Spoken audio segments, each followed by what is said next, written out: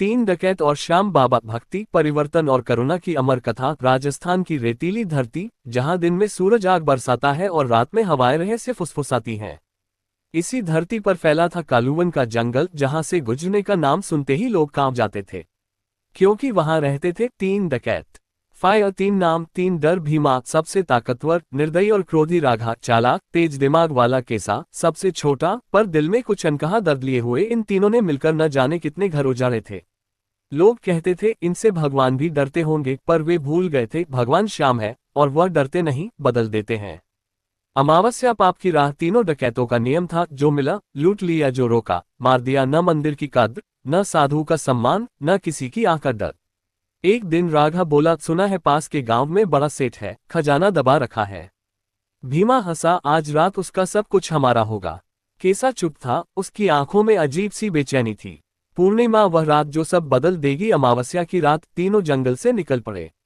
रास्ते में एक छोटा सा श्याम बाबा का मंदिर आया। दिया जल रहा था, घंटी हल्की हल्की बज रही थी। केसा रुक गया। भीमा चिल्लाया, चल। डर गया क्या? केसा बोला, एक पल, पता नहीं क्यों दिल भारी हो रहा है। राघा ने मजाक उड़ाया, डकैत को भी भगवान याद आ गए।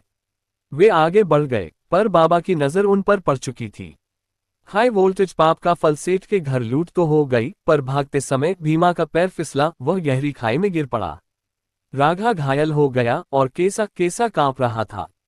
अचानक आकाश में बादल गरजे, तेज आंधी चली। तीनों किसी तरह उसी श्याम बाबा के मंदिर के पास आ पहुंचे। फोल्डेड हैंड्स, पहली बार झुका सिर। भीमा कराहते हुए बोला, आज अगर बच गए तो समझो कोई ऊपर वाला है। राघा ने पहली बार मंदिर की ओर देखा। केसा बिना बोले अंदर चला गया। दिए के सामने बैठकर फूट फूट कर रोने लगा, बाबा मैंने बहुत पाप किए हैं, पर दिल से बुरा नहीं हूं। अगर तू है तो मुझे बदल दे। बाबा का चमत्कार। अचानक मंदिर में ठंडी हवा चली, दिया और तेज जल उठा। केसा को लगा जैसे किसी ने सिर पर हाथ रखा हो। एक मधुर स्वर गूंजा, पाप से नहीं, पश्चाताप से डरता हूं। केसा बेहोश हो गया। सूर्यास्त। अगली सुबह सुबह गांव वाले मंदिर पहुंचे। तीनों डकैत वहीं थे, पर बदले हुए। भीमा की चोट ठीक हो चुकी थी। राघा की आंखों में आंसू थे, और केसा, वो बाबा के चरणों में बैठा था। तीनों ने गांव वालों से कहा, हमें पुलिस के हवाले कर दो, पर हमारा दिल श्याम बाबा ले चुके हैं। बैल परिवर्तन की गाथा। जेल में रहते हुए तीनों ने अपराध छोड़ा।